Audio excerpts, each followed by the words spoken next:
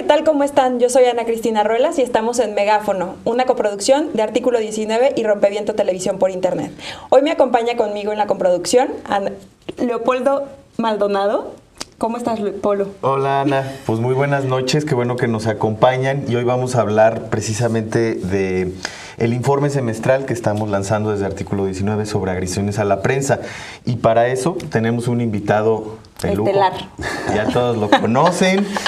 Pancho Sandoval, Francisco Sandoval, subdirector editorial de Animal Político ahora.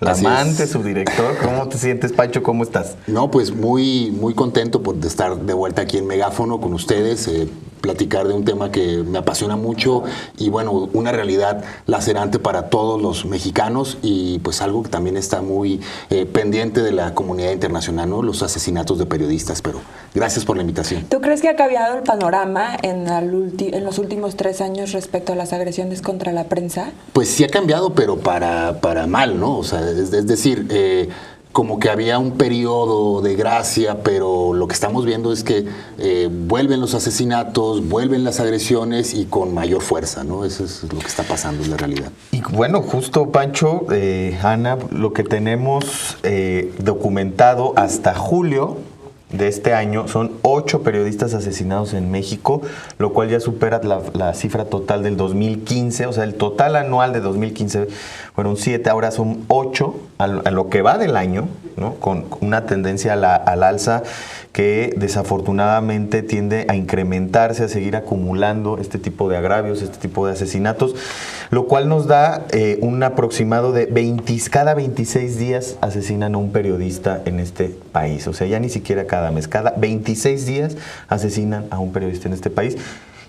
Y no pasa nada, Pancho. Pues, ¿qué hacer con eso? No, pues evidentemente no hay una voluntad política, como lo han dicho en múltiples ocasiones en Artículo 19, otras organizaciones de la sociedad civil, no hay voluntad política y cada vez es relativamente más sencillo para el agresor salirse con la suya porque sabe que de cada 10 casos solamente uno pudiera haber justicia, entonces es relativamente sencillo salirse con la suya para el agresor, ¿no? Asesinas impunemente, amenazas impunemente y no va a pasar nada, porque también ya hay una colusión tanto de autoridades como de grupos del crimen organizado y bueno, a río revuelto, pues los que salimos perdiendo somos los periodistas en muchas ocasiones. Y son de estas cifras, nada más para que tomen cuenta, 2 casos son ejecuciones extrajudiciales, es decir, a manos de las autoridades, ¿no? Y los 2 en Oaxaca.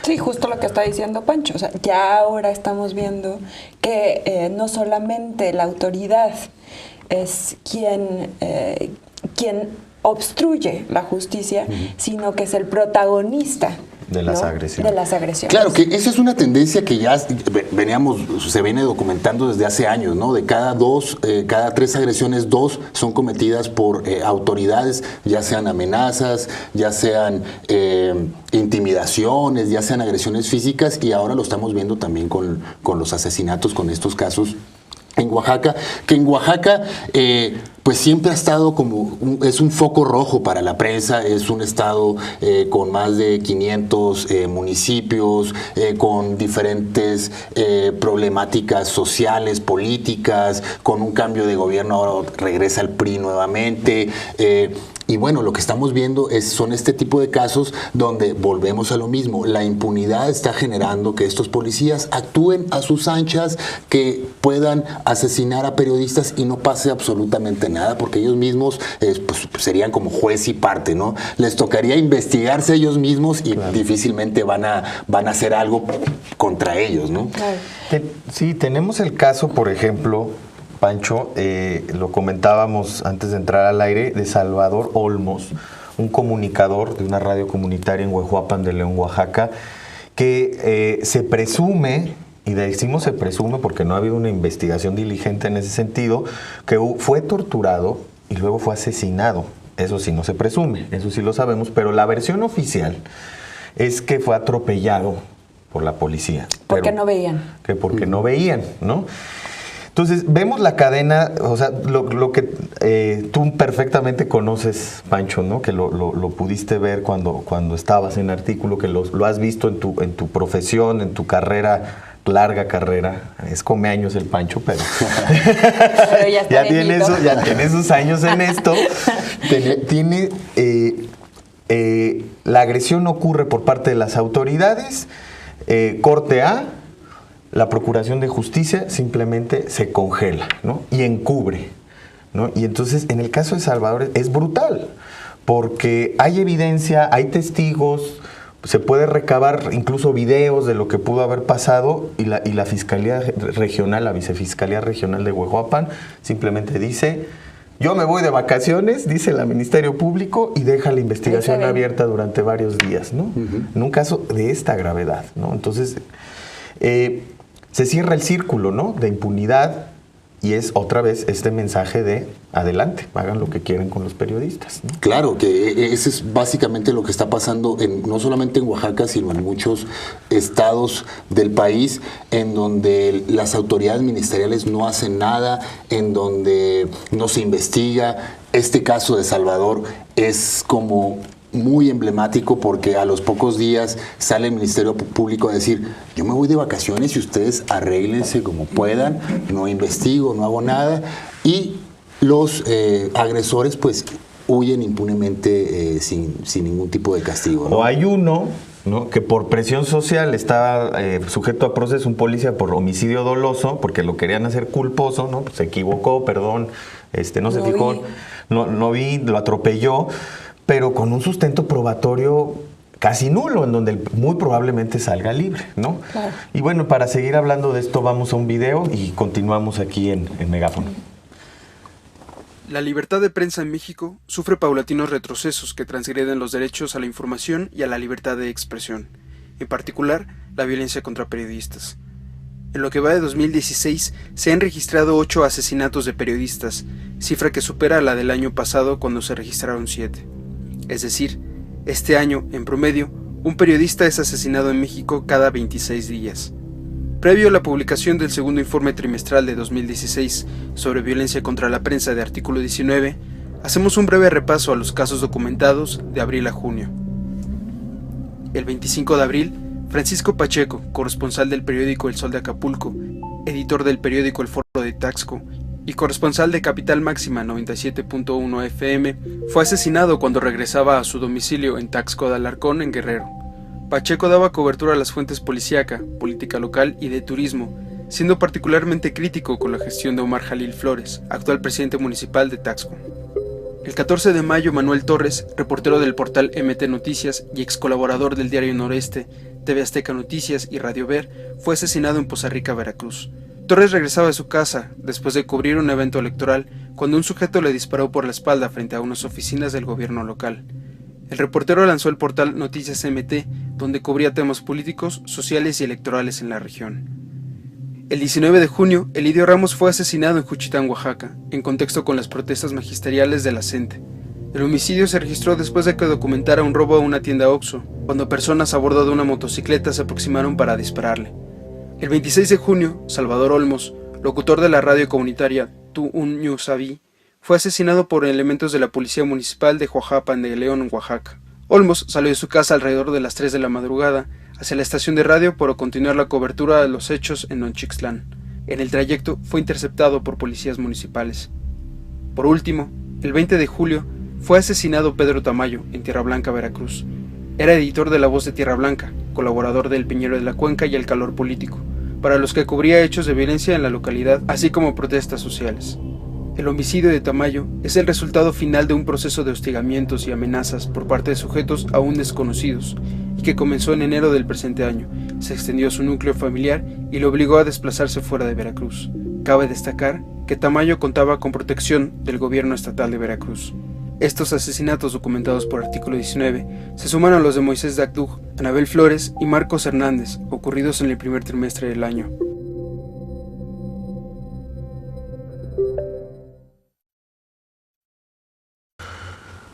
...115% aumentaron las agresiones del segundo semestre de 2016 respecto al 2015. Y 8 asesinatos. Eso es lo que nos habla este segundo informe de agresiones a la prensa trimestral que vimos ahora en este video. alarmante la situación. ¿Hay algún camino más allá de la impunidad que se tenga que seguir, Pancho? Pues mira, primero voluntad política que pues vemos que no hay, evidentemente. Y por otro lado, alianzas entre los periodistas, alianzas entre los medios, que es lo que finalmente ha venido ocurriendo en los últimos años. Son los periodistas, son algunos medios alternativos los que se están reuniendo, se están solidarizando para visibilizar pues la problemática, ¿no? Los medios también serían de gran ayuda, pero muchos medios de comunicación, sobre todo las grandes empresas periodísticas, pues son controlados por familias o personajes vinculados a la política. Entonces, evidentemente, pues en esta colusión hay una especie de colusión, autoridad, dueños de los medios, en donde les interesa que no pase nada, en donde no se descubra la verdad de los hechos. Yo recuerdo en una reunión que se tuvo con Artículo 19 y diferentes periodistas de diferentes zonas del país, que en el caso de Veracruz hablaban de que muchos de los dueños de los medios de comunicación son personajes vinculados directamente al PRI. Son familias o grupos que tienen medios de comunicación y bueno, evidentemente cuando ocurre una agresión lo que hacen es que se desatienden, no brindan la suficiente protección a los periodistas y esto está básicamente te dejan solo. Y hasta estigmatizan a veces. Y hasta estigmatizan y lo publican en columnas, en primeras planas en algunas ocasiones, cosas que evidentemente no está en la labor de los medios, sino de las autoridades, pero se convierten en voceros de estas autoridades omisas y bueno, eso está generando también este círculo vicioso en donde pues no pasa absolutamente nada con los casos. Sí, pues es que justo es eso, ¿no? La solidaridad en el gremio, ¿no? Que es una asignatura pendiente y yo creo que va a ser el resorte para que esta situación pueda ir cambiando, ¿no? Vemos, por ejemplo, de los casos documentados por Artículo 19 de los 8 asesinatos, 2 casos emblemáticos de estigmatización, ¿no? Anabel Flores, en Veracruz, recordaremos ese caso que también conmocionó a México y el mundo, que fue encontrado su cuerpo en los límites entre Veracruz y Puebla, y justo también el de Salvador Olmos, que lo comentamos hace un rato. Se estigmatiza. En su momento también pasó algo con el caso de Manuel Torres, ¿no? En el caso de Manuel Torres, que le quitaron la calidad de periodista. De alguna manera es la constante en la que hay una razón para que te maten, ¿no? O sea, no se pone por enfrente el derecho a la vida, sino que siempre es mucho más cómodo pensar que eras malo y por eso te mataron, a que eras un periodista y por eso te mataron. Sí, exactamente. Y creo que eso es algo que sí tiene que ver justo con esto que mencionas y que habría que analizar, ¿no? ¿Quiénes son los dueños de los medios? ¿Cómo están defendiendo a su prensa? Yo creo que ese es un tema muy interesante y un tema pendiente que organizaciones como Artículo 19, Reporteros Sin Fronteras, CPJ pudieran hacer, identificar quiénes son los dueños de los medios. Yo creo que sería muy importante saberlo como sociedad para entender también estas dinámicas que se están dando y por qué en muchas ocasiones se deja solo a los periodistas, ¿no? Hay que entender primero esa parte para después saber cómo enfrentar esa situación, ¿no? Y Anabel Flores, perdón que vuelva al caso, pero yo creo que fue ese microcosmos que demostró toda esta parte. Y otra vez Veracruz, ¿no? Y otra vez Veracruz. Matan a Anabel Flores, el fiscal, a través de la Dirección de Comunicación Social, el fiscal general, ya viejo conocido de Artículo, como decía antes, era un buen cuentacuentos, Luis Ángel Bravo, ¿no? Decía, estaba vinculada al crimen, ¿no? Ante la andanada de críticas, dice, se equivocó mi director de comunicación social, ¿no? Bueno, siempre es la salida más fácil. Y después, el dueño del Buen Tono, para el cual colaboraba, no nada más trabajaba para ellos, pero del Buen Tono en Córdoba, Veracruz, sale con Ciro Gómez Leiva y señala y estigmatiza a su reportera, ¿no? A la reportera y dice, todos los de la fuente de seguridad son narcos, ¿no?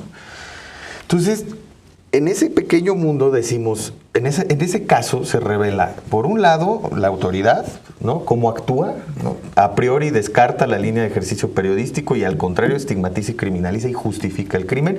Los dueños de los medios que se lavan las manos, ¿no? Y el narco, ¿no? Entonces están en un triángulo ¿no?, de riesgo las personas que están ejerciendo el periodismo en esta situación. Ante el vacío de poder del Estado entra el narco en colusión y entonces quedan en ese triángulo atrapados los periodistas, ¿no? Pancho, tengo una pregunta. Tú que has trabajado en diversos medios, no solamente en el Distrito Federal, bueno, en la Ciudad de México, sino en otros estados de la República, ¿existe alguna política interna en los medios para hablar sobre las agresiones a periodistas?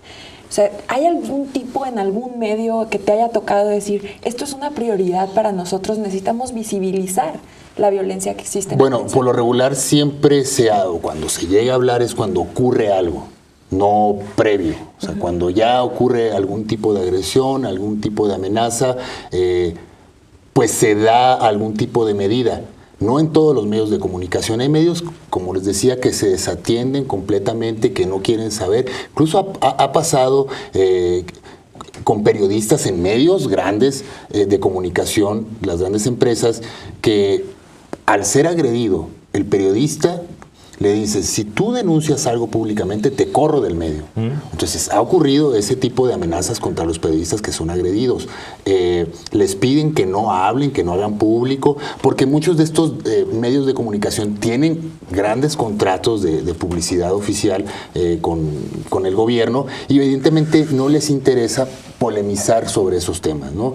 Lamentablemente no hay. O sea, te puedo decir que en más de un 90% de los casos de los medios de comunicación no hay este tipo de pláticas, no hay este tipo de protocolos. Son organizaciones como Artículo 19 los que les hacen la chamba a los medios de comunicación porque ellos no se hacen responsables, lamentablemente, de la seguridad de los periodistas. Oye, pero es que incluso tiene sentido, porque si hacemos el cierre, los medios no se hacen responsables y, como dijiste hace un rato, los principales agresores contra la prensa son funcionarios, ¿no? Entonces, esa ligazón política, aquí tenemos, por ejemplo, de las 218 agresiones registradas el primer semestre, 101 corresponden a funcionarios, ¿no? Pues, ¿cómo van a salir estos? No, y es que, como dice Pancho, no existe ni un incentivo negativo para los funcionarios públicos para no cometer estos delitos, ¿no? De hecho, bandera, ¿no? Cancha abierta, al cabo es mi cuate el que va a investigar, él no va a investigar contra mi caso, claro. El caso de Salvador Olmos, ¿no? A mí me llama mucho la atención esto que estás comentando, porque entonces, ¿cuál es el camino otra vez, ¿no? Además de la solidaridad de los medios, ¿cuál es la mejor forma para que los mismos periodistas, para que los comunicadores vayan encontrando medidas para no ser agredidos? Bueno, una parte muy importante es la capacitación también. O sea, nos tenemos que capacitar cada vez más, tener mejores prácticas al momento y tener los pies de plomo al momento cuando vamos a hablar de algunos personajes que son polémicos o que sabemos que son los caciques del pueblo o los caciques de la política en el Estado. Tenemos que ser muy cuidadosos con lo que señalamos y sustentar muy bien lo que estamos haciendo público, ¿no? La capacitación es vital para el periodista, las alianzas también. Desde hace muchos años creo que ese es un tema pendiente. Yo desde que comencé casi al periodismo, casi hace 20 años, hablábamos de este tipo de situaciones. A mí me tocó trabajar en una zona en Baja California en donde se habían registrado algunos asesinatos, atentados contra periodistas y los medios empezamos a platicar, a ver qué está pasando. Pero 20 años después seguimos platicando, seguimos tratando de organizarnos. Claro, ya hay como más organizaciones que están haciendo ese trabajo, ya hay más periodistas capacitados. Sin embargo, creo que seguimos siendo muy pocos. Hace falta más trabajo en los municipios, en los estados, crear estas redes solidarias, porque ahorita si volteas a ver el panorama, pues está Ciudad Juárez, de pronto en una zona de Oaxaca, por ahí un grupo de periodistas, en la Ciudad de México, en Quintana Roo, pero somos muy pocos todavía los que estamos haciendo ese tipo de alianzas. Creo que tendríamos que ser más ante este vacío de la autoridad, ante esta falta de compromiso. Falta de compromiso también de los dueños de los medios, pues somos nosotros los que tenemos que asumir esa parte. Y la capacitación y las alianzas pueden ser una vía, ¿no? para lograrlo. Oye, llama muchísimo la atención, Pancho, tú ahora estos 20 años, ven como si es come años. El colega ya lleva reporteando 20 años. No, pero justo con toda esta experiencia, Pancho, y que llevas ya bastante tiempo aquí en el Distrito Federal, bueno, en la Ciudad de México, perdón, ¿habías visto este nivel de agresiones contra la prensa? Porque encabeza las cifras, no quiere decir que sea la entidad más violenta necesariamente. La magnitud de la violencia implica otro estudio, ¿no? Como Veracruz. Pero 31 agresiones en la Ciudad de México este semestre, ¿te hace sentido? Dices, bueno, todo lo que hemos visto se ha degradado. Bueno, también la Ciudad de México pues es la ciudad que concentra el mayor número de medios de comunicación, evidentemente. Por así decirlo, el receptáculo también de la protesta social, y muchas de estas agresiones entiendo que se dan también en contextos de protesta social, porque no hay un protocolo por parte de las autoridades, también hay una cerrazón para no brindar información, también hay que decirlo, hay periodistas que a veces no salen con lo más básico, con su kit de identificación, y bueno, no es justificación para la agresión, pero uno de los argumentos de la autoridad es que también es que no eran periodistas, que andaban con los manifestantes, que andaban gritando consignas y por eso justifican la agresión. Pero si ya cuando te pones a platicar con el periodista, pues evidentemente te dice, no, pues es que no traía gafete de prensa. Y sí, traía, pues estaba gritando consignas o iba marchando. Entonces, volvemos a lo mismo, la capacitación, las buenas prácticas puede tener un efecto para disminuir la agresión. Evidentemente se está hablando de que ya tenemos una ley para protección de periodistas, tenemos una fiscalía, tenemos más herramientas a diferencia de hace algunos años, y aún así se siguen presentando las agresiones. Pero es por este efecto también de la impunidad, que no pasa nada en ese tipo de casos. ¿Por qué? Porque el agresor es el que tendría que estar investigando y pues no se va a meter a la cárcel, o sea, no se va a meter a un autogol este funcionario o este policía que agrede al periodista, ¿no? Pero si crees que se ha intensificado, yo veo como que durante el tiempo calderonista, en el tiempo de Felipe Calderón, hubo un pico de violencia al que estamos regresando, ¿no? Yo viví en ese tiempo en Monterrey y recuerdo la sensación de inseguridad en 2011, ¿no? 2008, 2009, 2010, se empezó a sentir fuerte para todos, ¿no? Todo el mundo lo sentíamos. ¿Tú crees que estamos, y luego hubo una caída, ¿tú crees que estamos otra vez hacia arriba?